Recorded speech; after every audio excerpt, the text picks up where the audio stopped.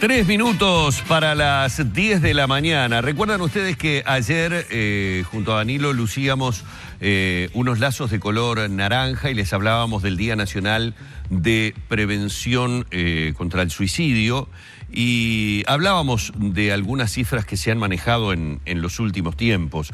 Hoy vamos a estar dialogando sobre este tema, pero basados un poco en este trabajo que ustedes están viendo aquí, que es el libro 70 años del suicidio en Uruguay, y vamos a estar dialogando con algunos de sus autores, en este caso la doctora en salud mental Cristina Larrobla y el sociólogo Pablo Hein, que nos acompañan en las mañanas. En esta mañana, buenos días, bienvenidos y muchas gracias por aceptar la invitación. Doctora, la primera pregunta que se me ocurre de alguna manera, por una cuestión generacional y por haber estado vinculado desde hace muchísimos años a los medios de comunicación, es lo que aún me cuesta como comunicador hablar del tema, porque cuando uno ingresaba en este trabajo, le estoy hablando de que yo inicié mi actividad ya como informativista o periodista radial allá por la década del 70, era prohibido hablar a nivel de los medios de comunicación del tema del suicidio. Entonces, como primera pregunta se me ocurre, ¿por qué ese cambio? ¿Por qué el cambio, digamos, cultural de que los periodistas, los informativistas, no pudiéramos informar sobre temas de suicidio y hoy estemos poniendo el tema sobre la mesa como lo estamos haciendo, incluso hablando de un Día Nacional de Prevención sobre el tema?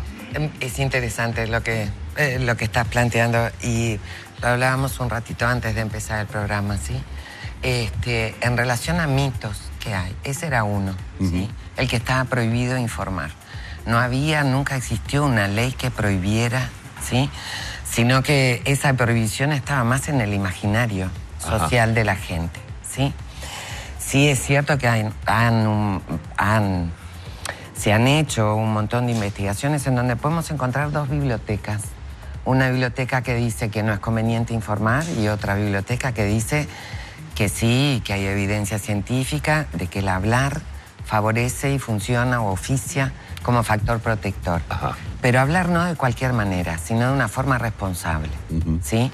La Organización Mundial para la Salud tiene un manual con sugerencias para los medios de prensa de cómo informar, qué informar, cuándo informar, de qué manera informar, ¿sí? Y los medios de comunicación son un medio importantísimo para lo que es la prevención, además de la conducta suicida, ¿sí? Es uno de los actores clave, ¿sí?, en poder promover salud, actividades o actitudes saludables en los individuos y además todo lo que tiene que ver con la prevención en relación a estas conductas, ¿sí? Entonces el cambio cultural se ha dado porque de alguna manera se ha empezado todo un movimiento que es lento, que también lo hablábamos con Pablo antes de empezar la entrevista, de que los cambios culturales son los más difíciles de hacer, ¿sí? Tú me hablas de la década del 70 para acá.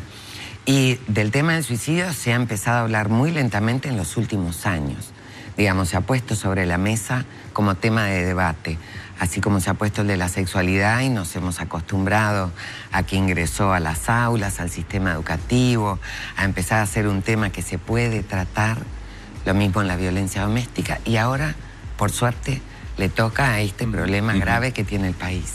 ¿Sí? Pablo, recién la doctora hablaba de que es uno de los medios de comunicación, el suicidio es uno de los métodos como más enquistados, ¿no?, de hace mucho tiempo.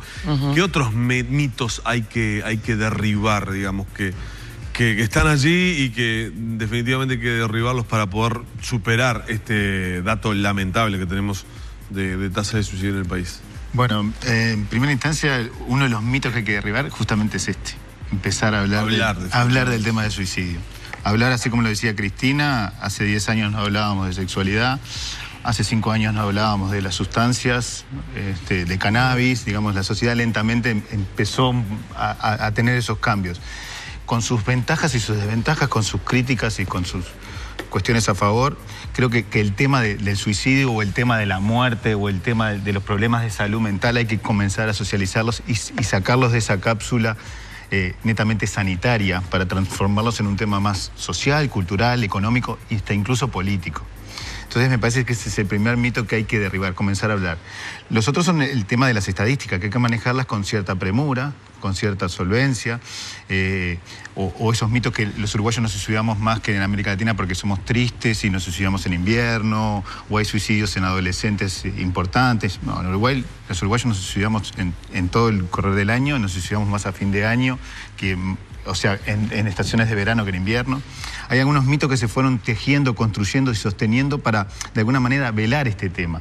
Porque no hay que olvidarse que en el tema del suicidio hay otro tema que está por detrás, o varios temas por detrás, pero uno importante que es el tema de la muerte. Y eso es importante tenerlo presente, ¿se entiende? Tú decías en la previa de que no es un tema de una sola causa o enfocado, es multicausal, evidentemente. Si tuviéramos que hacer, para que los televidentes nos puedan entender, un mapeo del suicidio en Uruguay, ¿se suicidan más hombres que mujeres? Sí, eso sí, es una constante. ¿Edades, niveles socioeconómicos? En Uruguay, como a nivel mundial, se suicidan más los hombres que las mujeres, 7-3 hombres que mujeres. Nivel socioeconómico, si bien no hay indicadores de nivel socioeconómico de los suicidios, porque no hay unas estadísticas fuertes, son más estadísticas vitales que socioeconómicas y culturales de la gente que se suicida. Pertenecen a todas las clases sociales o grupos sociales, como llamemos a eso. Sí hay algunas regiones del país, y esto manejando con muchas pinzas, ¿verdad? Porque los datos, si bien la tasa de suicidio en Uruguay es importante... Y hay una ciudad que está estigmatizada en el este del país, ¿no? Claro, pero eso hay que tomarlo con pinzas, porque te estaba diciendo, si bien la tasa es importante, ¿sí? Es una tasa importante a nivel mundial, a nivel latinoamericano, incluso comparando con países que tienen un buen registro médico. Uruguay también es una característica importante. Tiene un buen registro médico. El registro fundamental, y eso puede ser uno de los factores que se eleve la tasa. Pero si yo lo comparo con países que también tienen un buen registro médico, en Uruguay la tasa de suicidio es importante. ¿Está claro? Entonces, si bien la tasa es importante, son pocos casos a nivel de daño. Estamos hablando, ayer se dio la cifra lamentable de 709 casos en el 2016. Casi 2 por día, ¿no? Sí, cada 14 horas, 13 horas. Aumentó la tasa de 17, 18 a 20, cada 100.000 habitantes. Si yo agrupo los casos por 10 años, digamos, por 5 años, hay ciertas regiones del Uruguay que presentan, digamos, una tasa de suicidio más elevada. Sobre todo el este del país, no quiero nombrar ningún departamento, pero... Y eso tiene que ver con sus componentes sociales, culturales y económicos. Son zonas del país donde los procesos de penetración los cambios de producción agrícola fueron más importantes, generaron cambios económicos, que eso acarrea cambios culturales. Claro. Y la gente de alguna manera puede sentirse desprotegida en esos términos. Desprotegidas no solamente en términos económicos, eso que quede claro, también en términos sociales y en términos culturales. A nivel de las tasas, a nivel de edad, se sigue suicidando más en Uruguay la tercera edad, ¿sí? La tercera edad. Si hacemos grandes grupos de edades, 3 grupos de edades o 4 grupos de edades, los adultos mayores de 65 años están por encima de la media a nivel nacional. Pero hay una preocupación por el incremento del suicidio juvenil, sí, ¿no? Que no es tanto el incremento en términos de tasa, ¿sí? Hay un incremento en los jóvenes, ¿sí? También hay un incremento en esa franja entre los 35 y 45 años, y cortamos un poco más específica, sobre todo el ser hombre. Hay pequeños indicios, y estos son con las cifras anteriores al 2016, de que el hecho de ser hombre y romper la familia, digamos, los procesos de divorcio, hay una probabilidad más alta en el hombre cometer suicidios que en la mujer. Eso también es un hecho.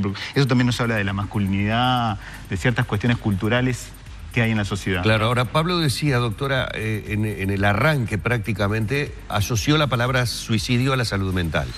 Y puede parecer de perogrullo la pregunta que voy a realizar. Pero siempre que existe suicidio, lo que hay es un problema de salud mental. No, no siempre. Hay una gran asociación, ¿sí? Hay un alto porcentaje de pacientes que tienen padecimiento de salud mental y se suicidan, pero no es un 100%, no siempre. Muchas personas que cursan de repente una depresión, ¿sí? Algunos pueden suicidarse, pero no todos los que se suicidan son deprimidos, no sé si se entiende. Muchos deprimidos pueden suicidarse, pero no todos los que se suicidan son deprimidos. Sí sabemos que un porcentaje muy alto de quienes se suicidaron tuvieron al menos una consulta el mes antes. Es decir, tuvieron un contacto con el sistema sanitario y algo pasa que no se puede detectar esa situación de riesgo. Sí, sí. Ahora, por ejemplo, hay situaciones a nivel familiar que de alguna manera se intuyen, que las intuye el entorno familiar, y que inclusive hasta no puede hacer nada. Voy a dar un caso específico, tal vez más común de lo que se cree.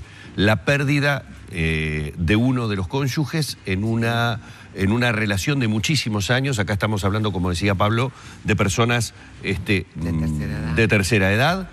Y el no poder soportar o el tener decidido ya en el momento, en el lecho de muerte de esa persona, que si esta persona se va, yo me voy a ir con ella. E independientemente de lo que los hijos intentan contener, la decisión se toma igual.